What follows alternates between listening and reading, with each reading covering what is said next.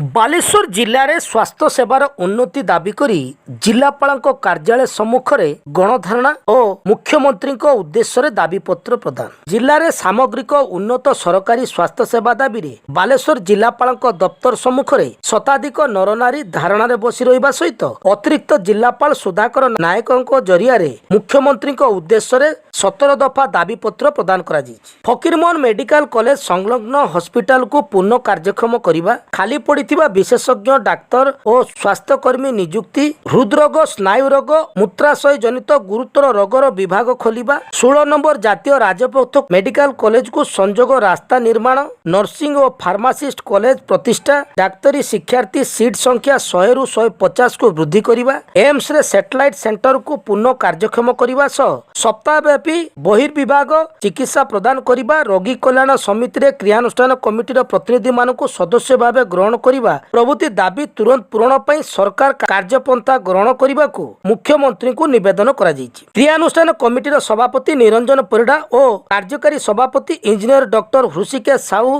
गणधारणा स्थल में सभा परिचालना करथिले। क्रियानुष्ठान कमिटीर जिला और ब्लॉक नेतृत्व समेत बहु सामाजिक संगठन एवं राजनैतिक दलर नेतृवृंद धारणा स्थल में उपस्थित रही दाबी और आगामी आंदोलन को समर्थन जनाइथिले। साधारण संपादक प्रदीप दास मुख्यमंत्री उद्देश्य दिया जाइथिबा दाबीपत्र पाठ करी दाबी पूर्ण नहले चलित विधानसभा अधिवेशन समय रे राजधानी रे गणधारणा निष्पत्ति को सफल करने को आह्वान देइथिले। सर्वश्री आशुतोष परिडा, कमल चक्रवर्ती, शिशिर हुई, सुदर्शन जेना, लक्ष्मीधर दास, ममता महापात्र, गौरांग पाणिग्राही, अंतर्जामी प्रधान, शत्रुघ्न मल्लिक समेत बहु कर्मकर्ता उपस्थित रही निज वक्तव्य दाबी पूर्ण नहले आंदोलन रे बसिबे बोली कहिथिले। परिस्थिति एई पय भरुची जे आमे आशा करछु सरकार से आम सहित बसिले हुआ आमर प्रिंसिपाल से कहते मेडिकल कॉलेज आम किसी आवश्यकता नहीं, सुपरिटेडेंट कहूँ आम समय ना, मंत्री जो बालेश्वर आमको भी केवल परामर्श नौना, आम परामर्श दवा कथा, आम तो डिसाइडिंग फैक्टर नुहे, आम देखू कौट भूल हो कौट असुविधा होमें श्रृंखलित करवा। तेणु आम ये देचु जे कौन कौन समस्या आम देचु, विशेष मुख्य समस्या होची रेमुणा को केमिति संपूर्ण बालेश्वर हॉस्पिटल स्थानांतरित हो, यहाँ प्रमुख बर्तमान आम समस्या। द्वितीय समस्या होची एम्स टा केमिति सबुदिन खोला हो। आमर समस्या होची आयुष पाई जो टंका अच्छी तुरंत से कार्यक्षम हो। आमर समस्या समाधान बाट होची कौन जे बर्तमान 100 पिला 150 पिला एटी एडमिशन होंतु, अन्य जगह होची आमर एटी हो ना। तेणु ये हूँ समस्या, यहाँ आम चेष्टा करधारणा देचु, एसेम्बली चली समाधान न हुए भुवनेश्वर जाए व्यवस्था कर जिलापाल माने अजाणत पशिबा उचित से जन जाऊँ एमपी अनाधुनिया पशिबा उचित कौन घटना घटू जिते बसुंच मसरे थे से आम सहित आमर परामर्श नवा उचित, से परामर्श नौना ने आम सठिक कथा कहीपर आम ये गणधारणा करूँ, समस्त मत नौ कौन भविष्य में पर्वपथा ग्रहण कर। बालेश्वर मेडिकल कॉलेज एवं हॉस्पिटल क्रियानुष्ठान कमिटी 2005 पाखर जो आंदोलन करके मेडिकल कॉलेज प्रतिष्ठा कला बालेश्वर स्वयं संपूर्ण हो पारा ना। 2 बैच पिला आमर बाहरी सारे मेडिकल छात्र पास आउट हो 2 बैच बाहर सारे, किंतु वर्तमान सुधा मेडिकल कॉलेज रे 40 रु ऊर्ध टीचिंग स्टाफ रो अभाव रही।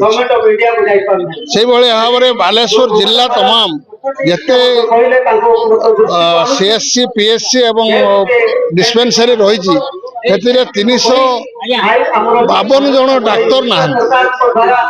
तो यही भाव में डाक्तर अभाव भितर जो स्वास्थ्य सेवा चली बालेश्वर जिला एवं मेडिकल कॉलेज रे ये एक विपर्यस्त अवस्था को जाइए, जहाँ को आम बारंबार सरकार को जन सारूँ। विगत सरकार एवं एबर सरकार उभय को जनइला कार्यानुष्ठान शून, जो कि आम सरकार को नोटिस करूँ जे गोटाए मास समय देलु, यही मास भर किसी पदक्षेप नि तो आम आंदोलन को जीवु ना। मात्र देखागला गोटाए मास पर गोटे भी दाबी आमर एपर्यंत पूर्ण है ना, जहाँपाई आम मेडिकल क्रियानुष्ठान कमिटी बाध्य हेलु आज आंदोलन को ओह्लैया। ये आज आंदोलन हूँ केवल प्रतीक आंदोलन। যে ଆଗାମୀ ଦିନରେ ଯୋଉ ଭୟଙ୍କର ଆନ୍ଦୋଳନର ଯୋଉ ଭୟଙ୍କର ପରିସ୍ଥିତି ସୃଷ୍ଟି ହେବ ବାଲେଶ୍ୱର ଜିଲ୍ଲା ତମାମର, ତାହାକୁ ସରକାରକୁ ଚେତାଇବା ପାଇଁ ଆଜି ପ୍ରତୀକ ଆନ୍ଦୋଳନ କରୁଛୁ, ଧାରଣା ଦେଇଛୁ ଏବଂ ସରକାରଙ୍କୁ ଦାବିପତ୍ର ଜଣେଇ ଆଜି ଦିଆଯିବ। ଆଉ ଥରେ ଯାହା ଦେଇଥିଲୁ ଆମେ 2 ମାସ ତଳ ଏବଂ ତାକୁ ଆଜି ଆଉ ଥରେ ପୁନରାବୃତ୍ତି କରିବୁ ଏବଂ ସରକାରଙ୍କୁ ଚେତେଇ ଦେବୁ ଯଦି ବାଲେଶ୍ୱରରେ ଆନ୍ଦୋଳନ କରି ଯୋଉ ଡାକ୍ତରଖାନା ବା ହସ୍ପିଟାଲ ବା ମେଡିକାଲ କଲେଜ ଆମେ ପାଇଛୁ ତାହାକୁ ସ୍ୱୟଂ ସମ୍ପୂର୍ଣ୍ଣ ନ କଲେ ଆଗାମୀ ଦିନରେ ଭୟଙ୍କର ସ୍ଥିତି ବାଲେଶ୍ୱର ଜିଲ୍ଲାରେ ହେବ। ତେଣୁ ସରକାର ସଚେତନ ହେବା ଦରକାର ଏବଂ ପଦକ୍ଷେପ ତୁରନ୍ତ ନେବା ଦରକାର।